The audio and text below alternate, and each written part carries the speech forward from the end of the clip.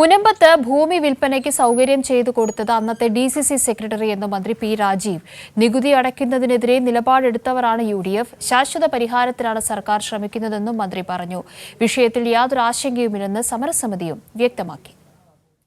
ചുരുങ്ങിയ സമയത്തിനുള്ളിൽ മുനമ്പത്തെ ഭൂമി പ്രശ്നം പരിഹരിക്കാനാണ് സർക്കാർ ശ്രമിക്കുന്നത്. മുനമ്പത്തെ ഭൂമി വിൽപ്പനയ്ക്ക് സൗകര്യം ചെയ്തു കൊടുത്തത് അന്നത്തെ DCC സെക്രട്ടറിയാണ്.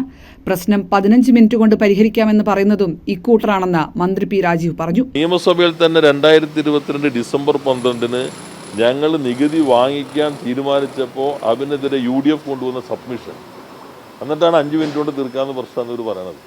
എന്നിട്ട് ഇപ്പോൾ ഇത് വന്നു കഴിഞ്ഞപ്പോൾ പെട്ടെന്ന് മലക്കം പറഞ്ഞതേ ഉള്ളൂ.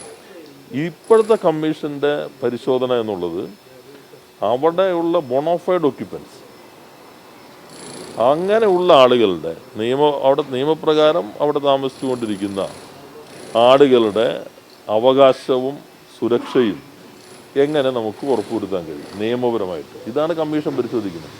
അതേസമയം പ്രശ്നത്തിന് 3 മാസത്തിനുള്ളിൽ പരിഹാരം കാണുമെന്ന് പറഞ്ഞ മുഖ്യമന്ത്രിയുടെ വാക്കുകളിൽ പൂർണ്ണ വിശ്വാസമെന്ന സമരസമിതി കൺവീനർ ജോസഫ് ബെന്നി പ്രതികരിച്ചു. വളരെ ശക്തമായ രീതിയിലുള്ള സമരമുറകൾ ആവിഷ്കരിക്കണം എന്നുള്ള എല്ലാ പൊതുജനങ്ങളുടെയും തീരുമാനമായിരുന്നു. എന്നാൽ മുഖ്യമന്ത്രിയുമായി സംസാരിച്ചതിൽ ബഹുമാനപ്പെട്ട മുഖ്യമന്ത്രിയും ശ്രീ പി രാജീവ് മിനിസ്റ്റർ അവர்களுം MLAയുമായിട്ടുണ്ടായ സംസാരത്തിൽ ഇവിടുത്തെ അച്ഛന്മാരും പിതാക്കന്മാരും സമരസമിതി ഭാരവാഹികൾക്കും സംതൃപ്തിയാണ്.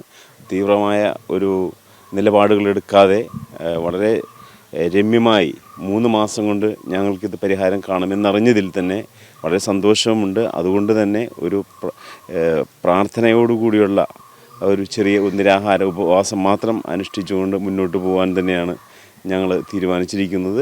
മുനമ്പം വിഷയവുമായി ബന്ധപ്പെട്ട കേസ് കോടതിയിൽ വരുമ്പോൾ അനുകൂല നിലപാട് സ്വീകരിക്കാനാണ് സർക്കാരിന്റെ തീരുമാനം. സങ്കീർണമായ ഈ വിഷയം പരിഹരിക്കാൻ സമരസമിതിയും പ്രതിപക്ഷവും ഒപ്പം നിൽക്കണമെന്നും സർക്കാർ ആവശ്യപ്പെട്ടു. കൈരളി ന്യൂസ്, കൊച്ചി.